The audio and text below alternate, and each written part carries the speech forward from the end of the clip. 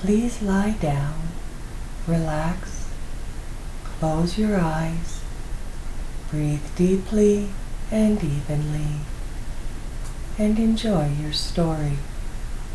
This is the Hypnotic Bedtime Story, Part 8. If you need to know what's happened so far, you can read the description. If you fall asleep during this story, as most people do, you can find out what happened in the description in Part 9.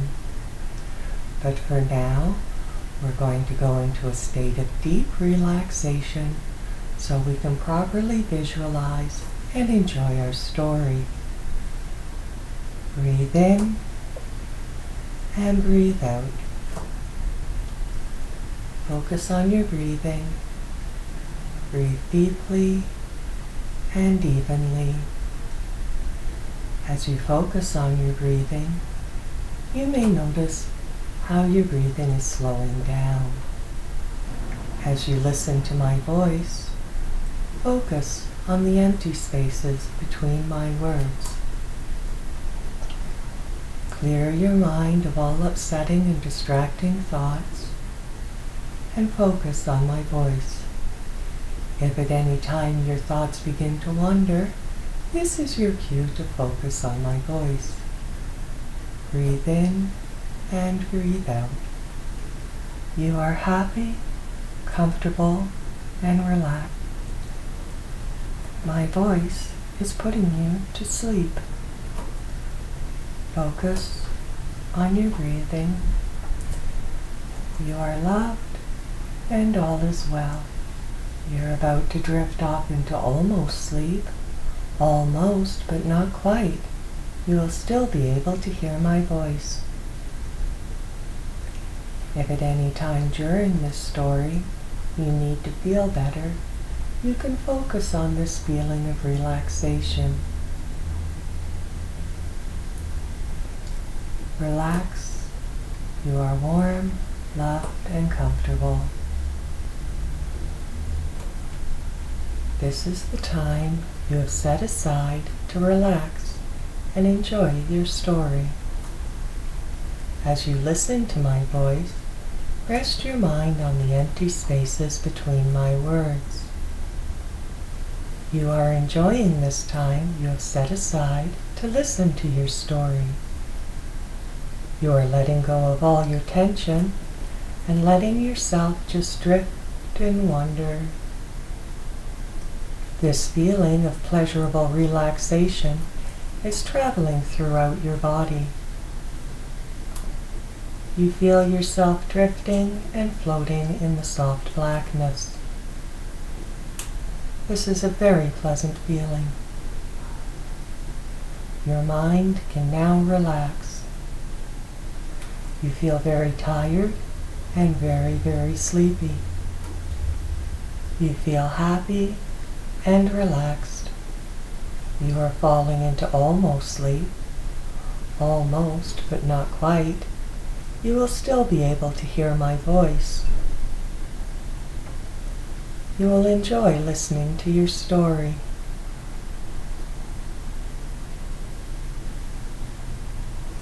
Focus on how you feel now and enjoy how comfortable your bed is. You are ready to relax and hear your story.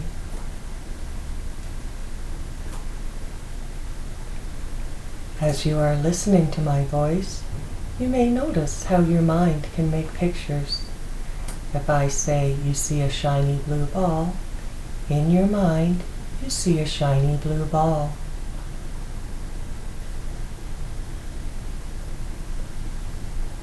As you enjoy this feeling, you will know, no matter what happens in the story, you will be completely safe and secure. As you listen to this story, you will look for things that you like. You have all the imagination you need inside yourself to vividly picture and fill in the details of this story.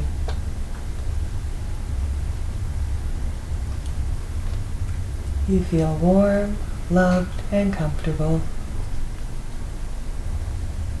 You are enjoying this feeling.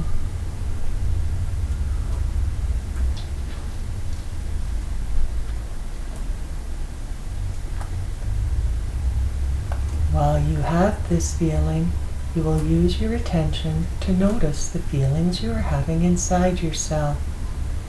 Inside yourself, you feel clean, clear, perfect, and still. Peace, love, and happiness will be your dominant feelings throughout the story. Right now, nothing bad is happening to you.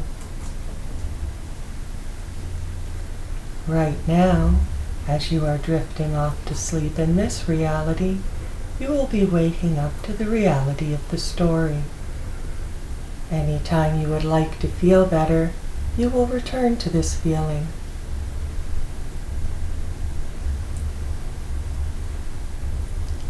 Right now, the only thing that's really important is to drift deeper and deeper into this feeling. As you sink deeper and deeper, you are drifting off to sleep. You are completely safe and secure. When the story is over, you will drift off into a long sound sleep until morning. Turn your attention to and focus on your breathing.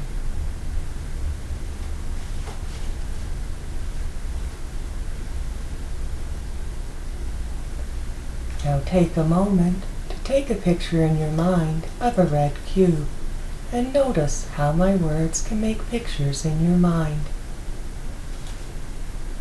Feel yourself drifting off to sleep. You are happy, comfortable, and relaxed. My voice is putting you to sleep. Focus on your breathing. You are loved and all is well. You feel completely safe. These feelings of relaxation are deepening. Your body feels heavy, so heavy. Your body feels heavy like a bag of heavy, wet cement. You can feel it sinking into the bed. Your body feels very limp as you relax and let it fall into your bed. Your body feels completely limp with nothing controlling it. You are sinking deeper into your bed. Your mind can still hear my voice. As you drift off to sleep, you will clearly see the story happening around you. All your senses will be involved as you experience your story. Now relax. You are very good at this. You are doing very well.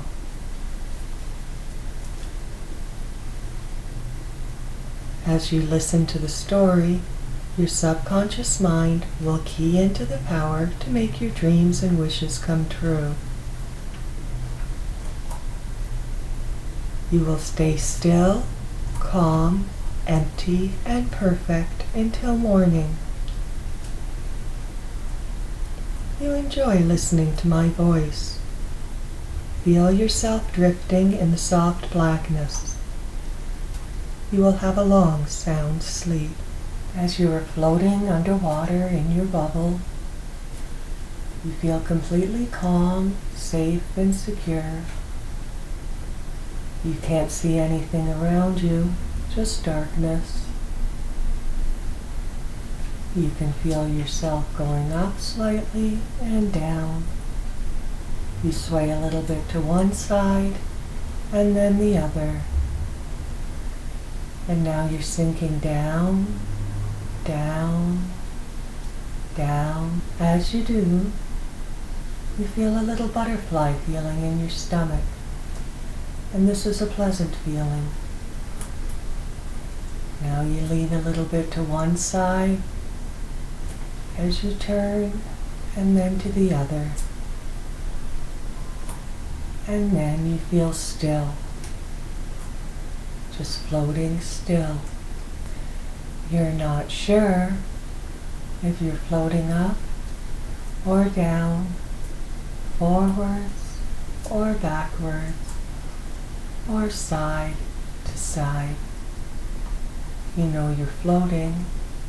You feel you might be traveling, but you're not sure where or how fast.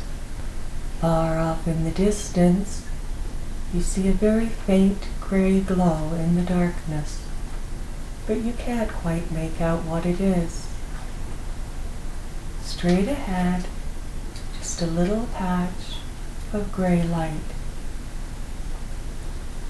Then, a little bit off to your left, you see a slightly whiter glow, very fuzzy and small and far away.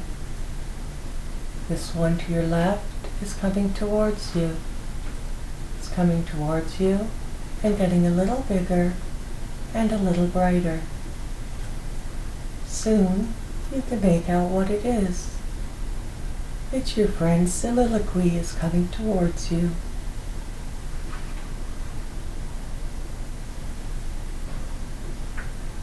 You're very happy to see her again.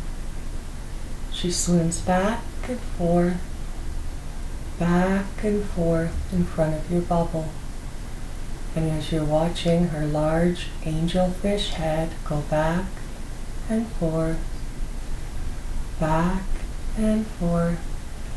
you can watch her eye, about as big around as a saucer, and the same one on the other side of her head, going back and forth. This eye is silver in color and has a round black pupil that grows a little and shrinks a little. And as it does, you become a little hypnotized, just watching the eye go back and forth. Your mind begins to go completely empty, and you begin to feel completely relaxed. As you are following this feeling of relaxation even deeper, your mind is empty.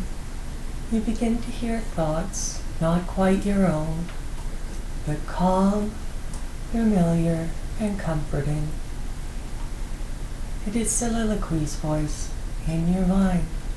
She's asking you a question. She's asking if you have the other crystal, because the oceans are dying and the air is dying in our world too, just like back on the other planet where you visited her in human form. A crystal will be needed to save the world, and luckily you have one in your pocket. But you wonder, how can I get the crystal from in my pocket through the water into Silliloque? But she's already figured this out. With one of her squid-like tentacles, she's taken hold of the side of your bubble, and she's now leading you up towards the surface of the water. As you travel along, going forward and a little bit up, you're traveling away from the gray light you saw before and traveling in the darkness. You only see Silliloque and the soft light she's putting out. You're guessing the gray smudge you saw before was her home beneath the sea, no longer glowing brightly, but dimming and going gray. As you're going up and ahead, very, very quickly through the water, you're floating safely in your bubble, and you're feeling yourself being pushed back slightly with a little bit of gravity. And as you look ahead now, up ahead and slightly up, you're seeing a little bit of gray light twinkling against the surface of the water, and you're both heading towards that. Just a soft smudge off in the distance. As you're watching this light grow brighter and are able to make out what's going on in the water around you, you see from up ahead and slightly to the right coming towards you, swimming underwater, a red bird. This bird looks somewhat like a stork or a crane. It is bright red in color. It has a long neck stretching forward with a long pointed beak. Its wings and tail and feet streaming behind it. It's very streamlined as it's dove into the water and is heading right for you. You reach into your pocket and pull out the crystal. You know no matter what happens, it's very important that you get this crystal to Silliloque. This bird's beak glances across the front of your bubble and pops it. Very quickly, you hand the crystal over to one of Silliloque's tentacles, and she swims away, leaving you with the bird. You're a little worried about this bird, but your fears vanish as it swims up underneath you and begins to take you towards the shore. You put your arms around its neck and feel its soft, wet feathers. This bird is very large. It's bigger than you are, and it is swimming you up to where the air is. You both surface very close to the shore, and you're able to put your feet under you and get off the bird's back. The bird walks up onto shore with you, and as you look around, you see you're at some kind of tourist destination. There are palm trees, white sand beaches, and to your left, as far as you can see, hotel after hotel. Some of them are about 3 floors high, whereas others are high-rises. All the buildings appear to be white and stretch to your left as far as the eye can see. To your right, the buildings grow smaller and fade away into bush and palm trees and scrub grass. You look to the bird, which is watching you, and then the bird suddenly hiccups, and then it hiccups again. You step back a little bit, and it moves its long red head down towards the sand, opens its beak, coughs one more time, and out pops a red crystal onto the sand, a ruby about the size of a golf ball. Inside it's glowing a little bit. It looks magic. The bird then looks back up at you and flies away, swooping its very long red wings. It flies up, joins a flock of pelicans, and is gone. You bend down and pick up this crystal and notice that it's very slimy, so you wipe it off on your pajama bottoms. Wipe off some of the sand, look at it happily, very glad to have another crystal, and you put it in your pocket and wonder what it is you are to do next. As you look at the expanse of sand to your left, you see dotted here and there the odd person on the beach, but nobody is swimming, and everybody appears to be lying very still. You turn around and look out at the ocean. Soft, gentle waves are rolling into the shore. The ocean today looks kind of gray and dirty, but as you look off to the horizon, then you see a sparkling blue spot that is starting to spread. The trees look a little dusty, but you know that all of this will come back to complete healthy life in a few minutes, so you're not very worried about it. Something that does have you a little troubled is the people on the beach. You wonder why the people on the beach aren't moving. You count the bodies along the beach, spaced here and there, several yards apart, some in little groups like families, some on their own, some with their friends, but all not really moving. Up ahead, you see one of them roll over. And that's a relief. You look up to see if they're alive. You walk towards the first one, and it is a female, about 25 years old, fine features, ordinarily pretty, athletic body, small yellow and black striped bikini.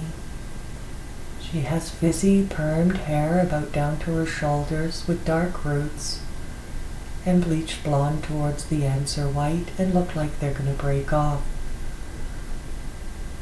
Her mouth is open, and she's snoring. She's obviously asleep. You reach down, and you try to shake her awake, but she just snores a little louder, and rolls over on her side, tucks her hands under her head, and continues sleeping, now without the snoring. You look up at the sky. It is a dull, leaden gray, heavy, dark, noxious-looking clouds close in over your head. In a way, you're glad for them so that these people won't be sunburned. As you look back out onto the ocean, the blue sparkling spot is still growing. The air above it looks clean and clear, and the sky above that is crystal clear blue with fluffy white clouds. You're very glad this phenomenon is spreading so quickly. You walk along the beach to the next people you see. In the sand, curled up together, facing each other, are two young men. They look like they're in their early teens. Both of them are hugging between them a football, and both of them are breathing deeply and evenly, breathing in and out, most obviously asleep. As you walk along the beach looking at other people, you see they too are sleeping. You find this very odd, so you decide to go into town and see if you can find someone awake to ask why everybody's sleeping. You walk past the boardwalk on your right. You see where the games are played in the arcades and the pool halls. They're quite empty. There's not very many people in them, but the people you do see in them are sleeping. There's a place to your right where the road turns into the beach. The boardwalk has a bridge that goes over this road, made of stone with a metal railing. You walk under this bridge and up a little hill and see a wide main street in front of you. You walk past a little burger restaurant, and out front is a young man with an apron on, curled up, snoring quietly on the sidewalk. You try to wake him up. No luck, he continues to sleep. You come to an intersection where one of the roads that would normally be very busy is abandoned. Just the odd car parked on the side of the road here and there. One of these cars is right outside of a bar called the Red Garter Club. You look in the car, and in there is an elderly man, slumped over the wheel, also snoring. You decide to go into the bar. There's music playing, and a horseshoe-shaped bar coming out from a smoked glass mirror at the back of the room. To the left and to the right, the walls are lined with booths that are all empty. There's one man at the bar, holding a can of beer, with his head down on the bar, snoring quite loudly, also asleep. As you look along the booths, you see a man curled up sleeping in one of the booths, gently breathing in and out, in and out. The music's a little too loud to tell if he's snoring or not. Some kind of 80s rock tune is playing in the background. He is a tall, slightly heavy-set man with short dark hair and a very bushy black mustache. You try to shake him awake. He doesn't wake up. For some odd reason you feel for a pulse, and there is one, and you are very puzzled. Just as you're about to leave, a young lady walks in. She is slightly built, short of stature. She also has fizzy blonde hair with dark roots. She's wearing shorts and a t-shirt made of gray sweatsuit material, and she's wearing white running shoes. She looks quite young, perhaps early 20s, and in her arms she is carrying a newborn baby that is also sleeping, but she's awake. She yawns and walks towards you, then yawns again. "You must take my baby," and she yawns again. "I'm too tired to take care of her. You'll have to take my baby." And she hands you this bundled up blanket, and in it is a little newborn baby with dark hair and creamy skin, wrapped in a white blanket that's very soft. You like this warm, soft weight you're holding, but it's not your baby, and you tell her you can't take it and she'll have to take it back. But she walks away from you, waving behind her as she goes, just saying, "I'm too tired, I'm too tired." You sit in one of the booths, holding the baby and rocking it gently, watching it breathing in and out, fast asleep. Perhaps it's dreaming. You're beginning to think what you should do or where you should go or what you should get to take care of this baby, when the man who is sleeping in the booth wakes up and sits up, stretches and yawns. He smiles at you, a big smile with very straight, white, even teeth, and hurries behind the bar, apologizing that he fell asleep. He said he was very tired and needed a nap. He said, "That's strange, I've never done that before." I said, "What can I get you?" He said, "Oh yes, I know whose baby that is. That's Vera's baby. She's supposed to be working here today." You tell him that you can't take care of the baby and perhaps he should take it until Vera gets back. He says perhaps he should, but hold 1 minute, and he goes to the man sleeping on the bar, shakes his arm a few times, and says, "Hey buddy, you can't sleep here." But the man just falls over onto the bar stools, curls up on 3 of them in a row, and continues sleeping. And just as he's reaching out to take the baby, in walks Vera. She's laughing and shaking her head and saying, "That's the silliest thing I've ever seen. Why ever would I give you my baby?" And she takes the baby from you. She said, "I was so tired. I don't know why I was so tired." You look over to the man with the mustache and he says, "That's what happened to me too. I was so terribly, terribly tired. I had to go to sleep. Everything just felt so heavy." Vera agreed that she too was very, very sleepy. Then the man lying on the bar stool sits up, yawns and stretches. He has gray hair and a gray beard. He's wearing a black leather biker jacket and blue jeans. He yawns again, shakes his head, smiles, and apologizes and said, "Sorry, I don't know why, but I just had to fall asleep." And then a young lady walks into the bar with the yellow and black striped bikini. "Hi Bill, hi Vera," she says. "Hello," they say. "It was a funny thing on the way here. There's a lot of people sleeping on the beach today." They agreed that this was very strange that there were so many sleeping people.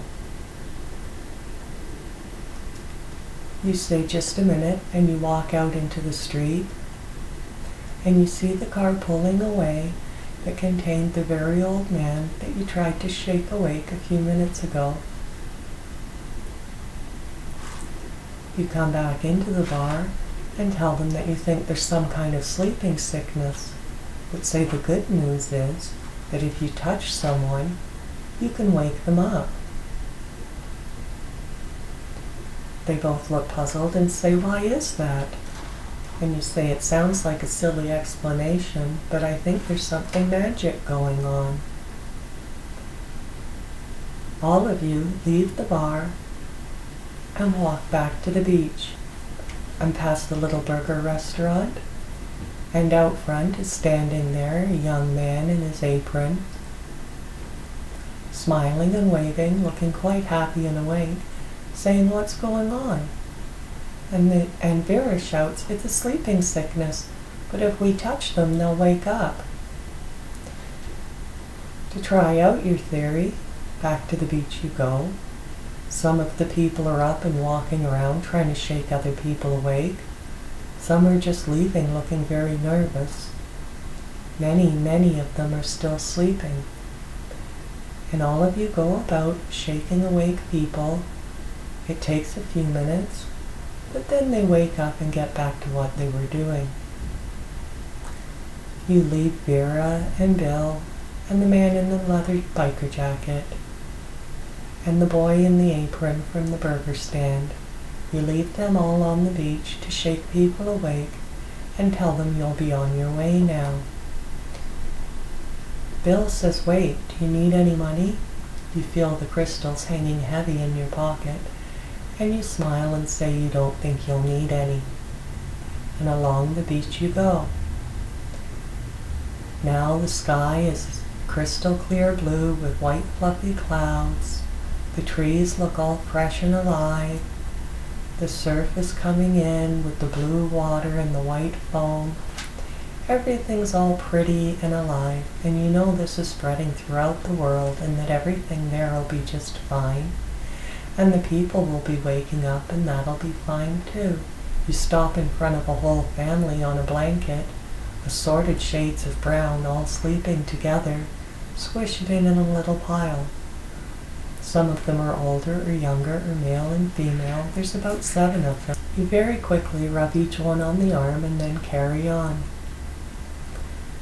Up ahead, there's a hole dug in the sand, and there are 2 boys lying beside it, about 5 and 6 years old. One has blonde hair and the other has red hair. They're both wearing brightly colored swim trunks and have lots of sand stuck to their skin. You think it's best to rub them awake real quick because now that the sun's out, you're afraid people might get sunburned. Soon the people become sparser, and then there isn't any at all, as the hotels to your left give way to just brush and palm trees and grassy areas. And you're enjoying the nature. You listen to the ocean crashing into the shore, and it's a very pleasant sound. The odd flock of seagulls go by, and you enjoy listening to them. Occasionally a line of pelicans will very lazily fly by. And to your left, there's all spiky vegetation and palm trees that are also nice to look at. After a time, you begin to get a little tired and think perhaps you should be going to sleep soon, and you're going to need somewhere to stay. Just as you're having this thought, up ahead on the left, you see a fence. Just an ordinary gray chain-link fence about 4 feet tall. In places it looks a little dilapidated, like it's falling down. The fence has a gate in it. It's a little old and rusty, and on the gate is a sign that says "No trespassing. Customers of the Dunes campground only." You disobey this sign and go through the gate. It creaks very loudly as you open it, and then close it again. You're walking across some sandy dunes areas, and then you come to a place where it's forested and there's a little wood chip path going through. You follow the path until you come to a very narrow little dirt road winding through the forest. You follow the little road, walking along, enjoying the trees and the sounds of the birds. It's shady and cool here, and you're enjoying the walk as the path winds down a hill. To your right, you see a little field with a park with swings and a slide.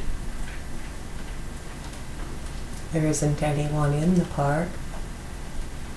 After a time, on the right, see a row of little cottages, very, very small little cottages neatly in a row, each one with a number on it.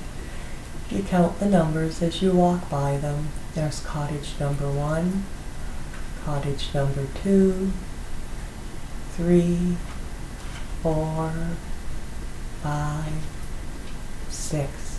Each one has a picnic table and a fire pit out front, and a car parked in a little driveway. Each car's a little different. One of the cottages has someone sleeping in a wooden chair on the front porch. You're not too worried. You know these people will all be woken up eventually, and for now you need to find a place to stay. You go up a little hill, and at the bottom of it, as the little road winds down to the right, you see a small house that might be the main office. You walk up behind the house and follow a small gravel path that leads around to the front. At the front, there is an old rusty metal screen door, and behind that a red door with a little window in it. Below that is hung a wooden homemade sign saying "Welcome." You open the creaky screen door, and then the red door, and you're in a small room. To the left, it has pictures of native North Americans on it, all very old pictures. To the right, very close to you, is a little desk reception area. Behind that, it has little cubby holes with papers.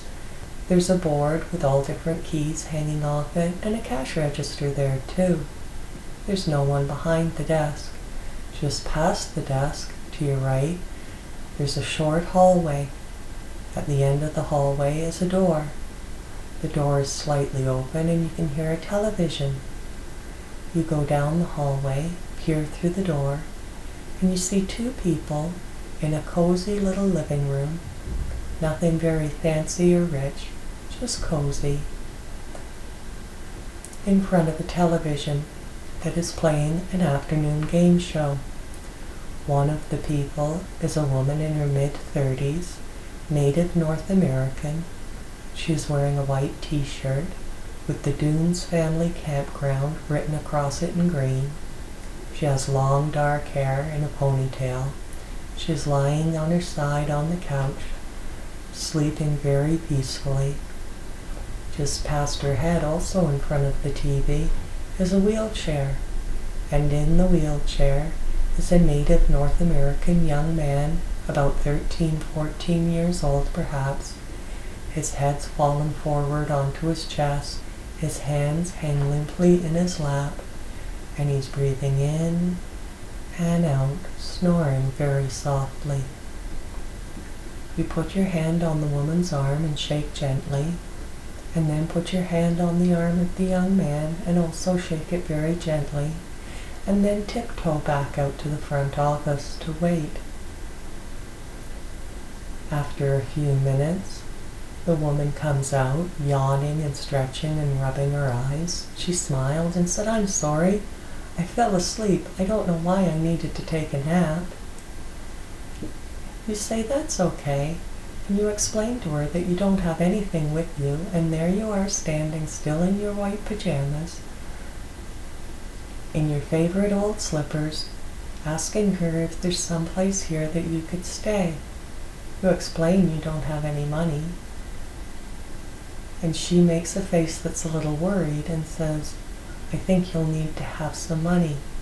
So you put your hand in your pocket, you take hold of the red crystal, and you say, "I wish I had a lot of money," and you wait. You feel in your pockets, nothing, no money. This red crystal is obviously different from your other wishing crystals. I guess you can't wish for anything you want, but it is very good if you want people to wake up.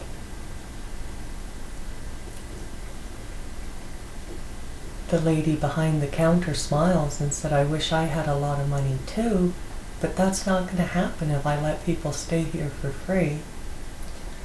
You take out your crystal and you show it to her and you say, "All as I have is this." She looks at it, takes it from your hand between her thumb and forefinger, holds it up to the light, looks at you, and it's beautiful. What do you want for this? You tell her that all you really want is a place to stay. She says, oh, most certainly. For this? This is beautiful.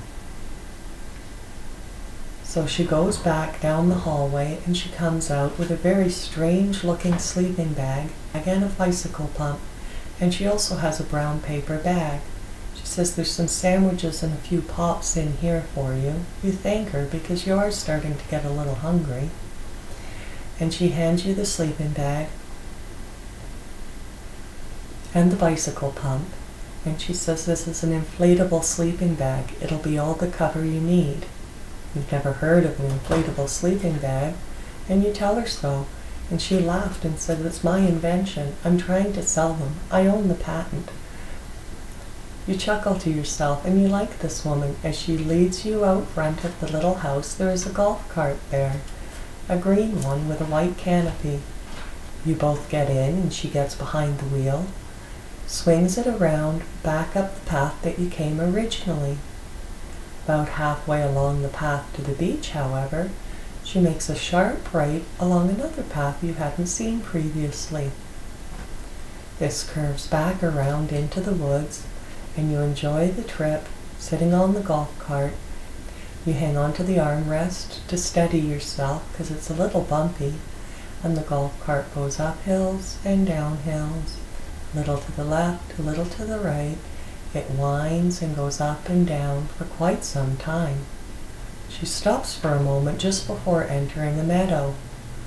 To her right is an old white mobile home.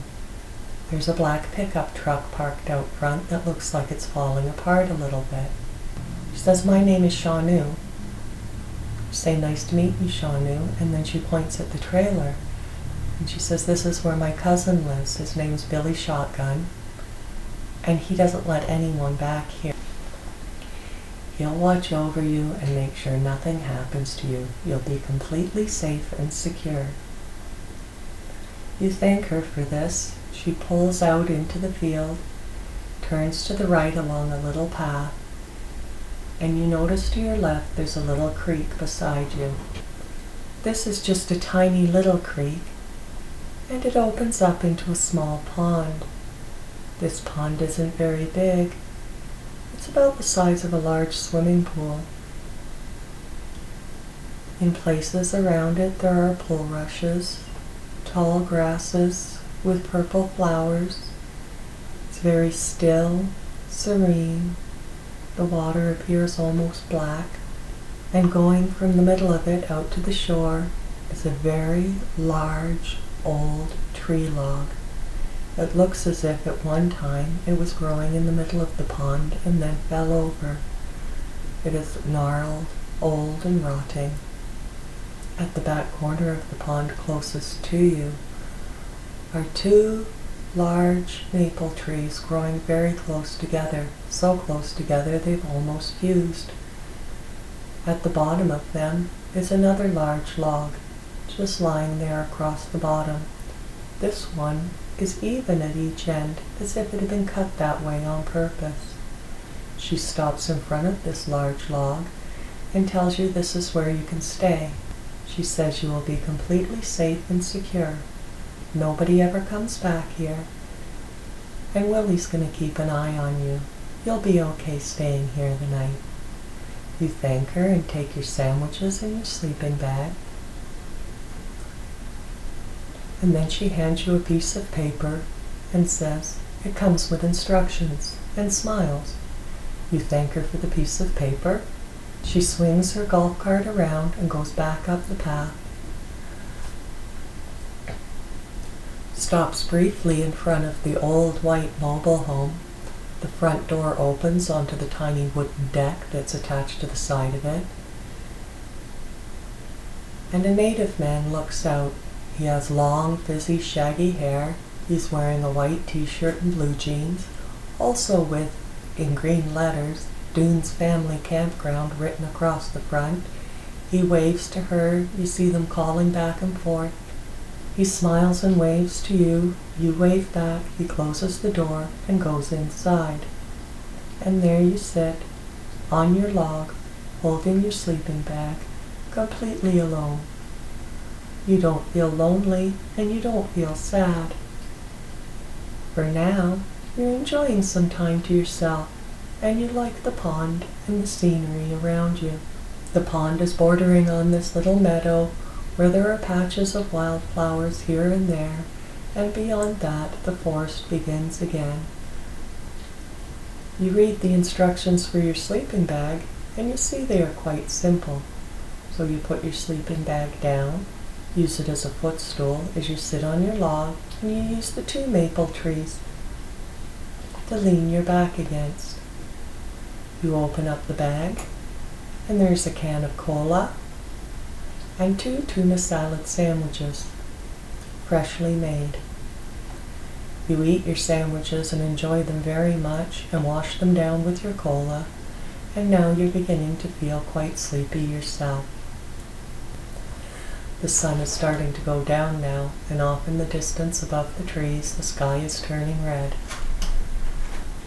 You think this will be a good time to enjoy the sunset. You untie the strings holding your sleeping bag closed, and you roll it out. It is dark blue and plastic on the outside. You feel the inside, and it is soft fleece material. At the foot of the sleeping bag is a plastic nozzle that you hook up to the bicycle pump. You sit down cross-legged in the grass, and you open the pump, and then squeeze it down again. Open the pump, and squeeze it down again. As you do this, the bag gently inflates to a thickness of about 6 inches. It also, at the top, has a pillow, which also has a nozzle in it. You go to the top, and you inflate the pillow. There are a few lazy insects buzzing around, but you know they're not going to bother you. The sleeping bag's instructions told you that it also comes with its own insect repellent. You lay the sleeping bag down near the log. The air feels slightly cool, but you know that the sleeping bag will more than keep you warm. You gratefully slide into it. It is very soft, warm, and comfortable. The trees above you have branches that are hanging quite low and aren't too far above your head. You watch them swaying gently in the breeze. The sky's turning a deeper shade of red now, and you know the day is almost done. As you lie there, you see above you coming towards you, on a long trail of silk, a spider. Ordinarily, you might be afraid of spiders, but somehow you feel this one isn't going to bother you. You trust this lady who gave you the sleeping bag. There just seemed to be something honest about her. It's gently blowing in the breeze, back and forth, back and forth. This spider is silver in color and about as big around as a quarter. And you watch its legs clawing at the air as it swings back and forth, back and forth. It begins turning over as it's spinning something. You're very fascinated watching it spinning something that looks like a little dream catcher or a small web, just about as big around as a quarter.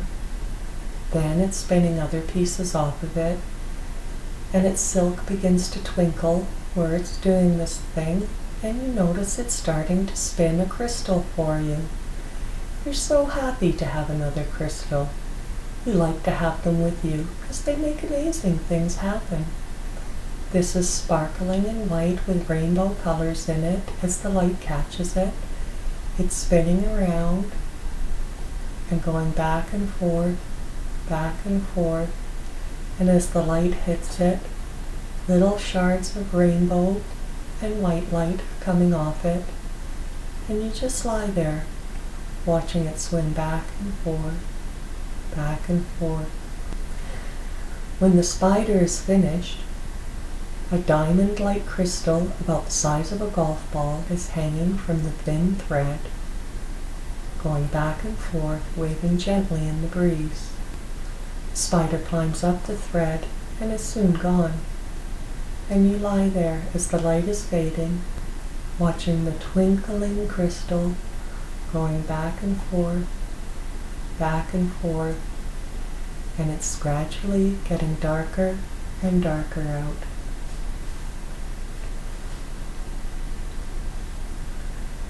As you lie there, you feel the soft, comfy pillow beneath your head, and you feel as if you're floating on air, encased in the warm fleece at the inside of your inflatable sleeping bag. You hear frogs from the pond, and occasionally the buzz of an insect going by lazily, watching it go back and forth. It's one of the most beautiful things you've ever seen. You enjoy listening to the frogs.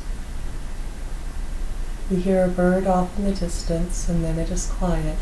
The birds have all gone to bed.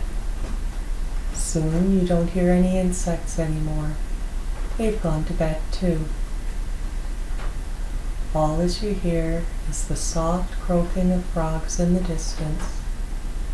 And as it gets darker and darker, you watch the silhouette of the leaves move above you, and beyond that is the dark night sky, alive with stars. But your favorite thing is the crystal, still swinging back and forth. You smell the sweet grass, the leaves, and the trees. You're enjoying the feel of the breeze and the fresh air on your face, and you feel very, very sleepy. You watch the crystal sparkling. It's the most beautiful thing you've ever seen. It twinkles with its own light in the darkness. And you watch it swinging back and forth. You begin to feel very, very tired. Very tired and very sleepy. You want to go to sleep. Your whole body feels completely relaxed and completely comfortable as you're drifting off to sleep. Your eyelids get very, very heavy. So heavy you don't want to keep them open anymore. So you close your eyes. You're breathing deeply and evenly. Breathe in and breathe out. You're remembering the feeling you get just before you go to sleep, and you're following that feeling deeper to sleep, deeper to sleep, and deeper to sleep. You feel completely relaxed, warm, loved, and comfortable. I'm going to count backwards from 10 and say good night.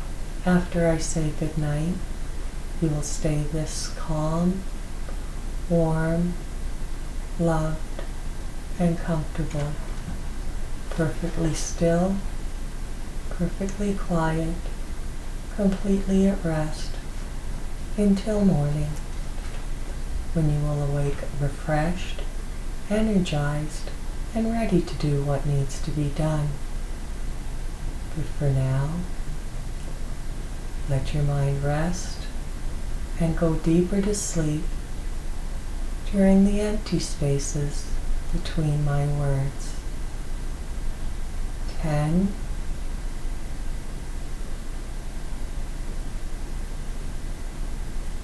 9,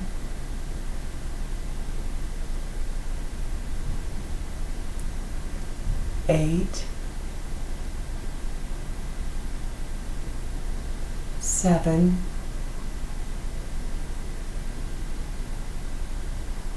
6, 5,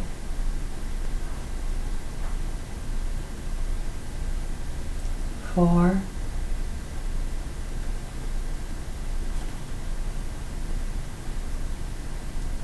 3,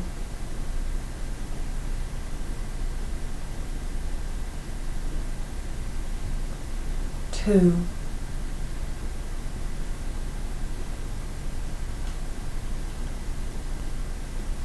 1.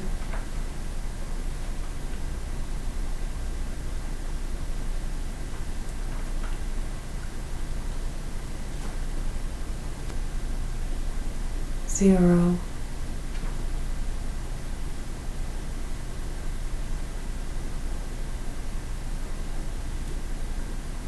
Good night.